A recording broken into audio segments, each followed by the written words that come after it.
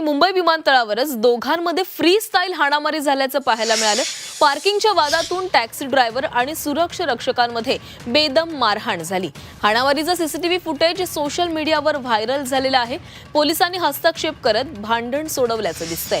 मुंबई विमानतळावर पार्किंगच्या वादातून टॅक्सी ड्रायव्हर आणि सुरक्षा रक्षक यांच्यामध्ये बेदम हाणामारी झाली। या घटनेचं दृश्य जे आहे ते मोबाईल कॅमेरामध्ये कैद झालेली आहेत। टॅक्सी ड्रायव्हरनं चुकीच्या पद्धतीने गाडीचं पार्किंग केल्यानंतर सुरक्षा रक्षकानं त्याला हटकलं आणि त्यानंतर त्या दोघांमध्ये शाब्दिक वादावादी झाली। पण अवघ्या काही सेकंदातच दोघेही जण एकमेकांना भिडले।